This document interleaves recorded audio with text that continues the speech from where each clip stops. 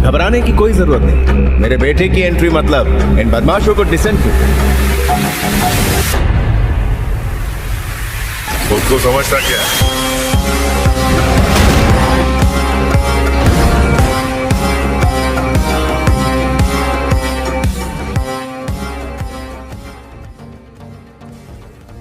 क्या पुष्पा के पास बचेंगे सिर्फ 2 रास्ते? क्या पुष्पा को माननी पड़ेगी हार?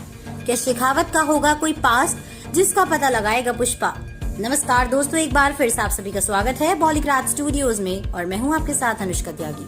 पुष्पा फिल्म का पहला पार्ट जैसे ही रिलीज हुआ वैसे ही धीरे धीरे करके सबने अपने नाम बदल दिए। लड़के लड़कियों का प्यार नहीं बल्कि पुष्पा का जुनून सवार होता गया और अभी तक उसके हैंगओवर खत्म होने की कोई गुंजाइश नहीं है, क्योंकि दोस्तों पुष्पा अभी आने ही वाला है स्मगलिंग की दुनिया पर और ऑडियंस के दिलों पर राज करने के लिए। पुष्पा द रूल के साथ पुष्पा फिर से एंट्री लेगा। वैसे इसके पहले पार्ट में पुष्पा के नाम से ही पता चल गया था कि ये सब पर राज करेगा, क्योंकि उसका नाम ही था पुष्पा राज। खैर, अब दूसरे पार्ट में पुष्पा ने धीरे धीरे करके स्मगलिंग की दुनिया पर कब्जा जमाने की तैयारियां कर ली हैं। पर क्या है ना दोस्तों, खतरनाक पॉलिटिक्स और स्मगलिंग की दुनिया में कोई एक दूसरे को आगे जाने नहीं देता, किसी का गेम करके उसे रास्ते से हटाया जाता है। अब उसी तरह पुष्पा भी सबका टारगेट बन गया है। बड़ा स्मगलर बनने की वजह यही है कि वो अपनी हुकूमत चला लेता है, पर उसकी ये हुकूमत हटाने के लिए बाकी स्मगलर्स तो तैयार हैं ही, पर इंस्पेक्टर शेखावत भी जाल बिछाकर तैयार है। वैसे देखा जाए तो इंस्पेक्टर शेखावत के बारे में पहले पार्ट में कुछ ज्यादा नहीं बताया गया था, सिर्फ पुष्पा और शेखावत की टशनबाजी देखने को मिली और आगे जाकर ये लोग एक दूसरे की जान भी ले सकते हैं। शेखावत दोस्तों भले ही इंस्पेक्टर हो, पर उसने तो वहाँ के पॉलिटिशियन से हाथ मिलाकर पुष्पा की बैंड बजाने की ठान ली है, तो वो उसी दायरे में रहकर पुष्पा को हराने की कोशिश करेगा। पर इसमें आखिर जीतेगा कौन? वैसे इसमें जीतेगा कौन, इसका खुलासा तो फिल्म के बाद ही पता चलेगा।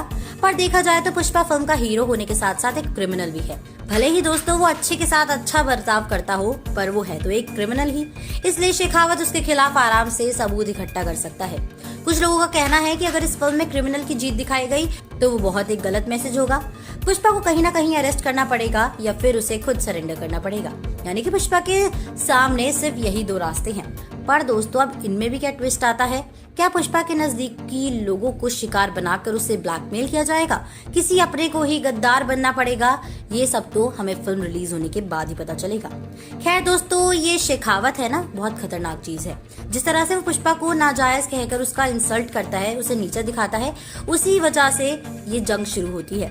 पर यही काम पुष्पा भी कर सकता है, यानी कि जिस तरह से शेखावत ने पुष्पा के कुंडे निकालकर उसके परिवार को, जो पुष्पा को कभी अपनाना नहीं चाहता, उसका इस्तेमाल करने का फैसला किया है, उसी तरह पुष्पा भी शेखावत का पास निकालने की कोशिश करेगा।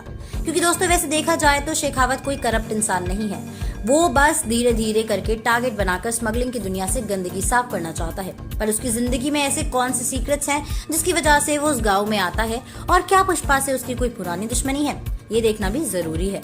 तो पार्ट 2 में ये सब बताया जा सकता है। तो इस जंग में कौन जीतेगा और कौन हारेगा, इसका फैसला होगा साल 2023 में। तो दोस्तों इसी के साथ मैं अनुष्का त्यागी लेती हूँ आपसे इजाजत। आप लोग बन रही है हमारे साथ और देखते रहिए बॉलीग्राज स्टूडियोज को। हमारी आज की राइटर है तृप्ति।